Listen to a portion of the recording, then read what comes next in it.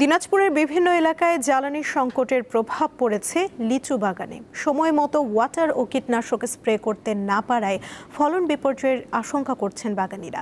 গাছের গুটি বড় হওয়ায় গুরুত্বপূর্ণ সময়ে প্রয়োজনীয় স্প্রে কার্যক্রম ব্যাহত হওয়ায় দুশ্চিন্তায় দিন কাটাচ্ছেন চাষিরা।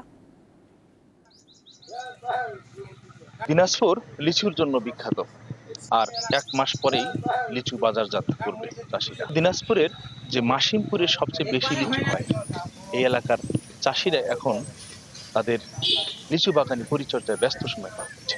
এটি হচ্ছে সেই এক্সপ্রে করা মেশিন, যেটি পেট্রোল চালিত মেশিন। এই মেশিনের মাধ্যমে চাষিরা তাদের লিচু বাগানে এক্সপ্রে করে থাকেন। বর্তমান চাষিরা পেট্রোলের অভাবে অনেকটা কিন্তু হিমশিম খাচ্ছে।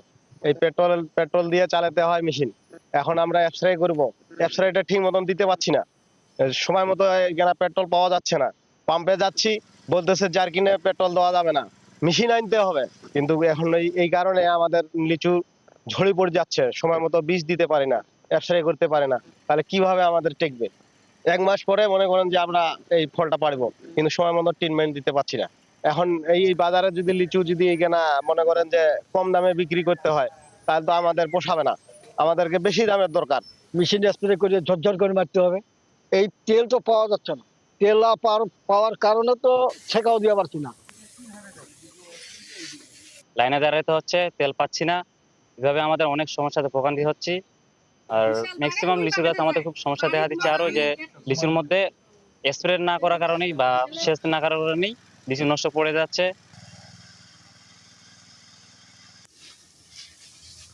কিন্তু পেট্রোল না পাওয়ার কারণে অনেকে কিন্তু পায়ে মেশিন চালিয়ে সেই এক্সপ্রে কাজটি করে যাচ্ছে। পায়ে চালিত মেশিন দিয়ে লিচু স্প্রে করা, পরিচর্যা করার সমস্যা হচ্ছে।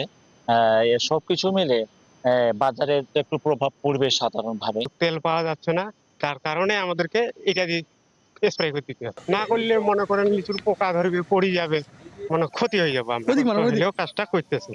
4 ঘন্টা পর দাঁড়াই থাকার পর পেট্রোল পাচ্ছি মাত্র 300 টাকা। 300 টাকার পেট্রোল দিয়ে আমাদের ছিটানো হচ্ছে না।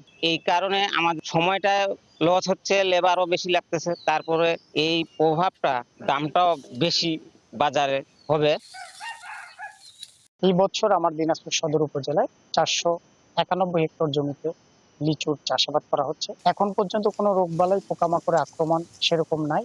কিছু কিছু মেশিন আমাদের পেট্রোল চালিত আছে।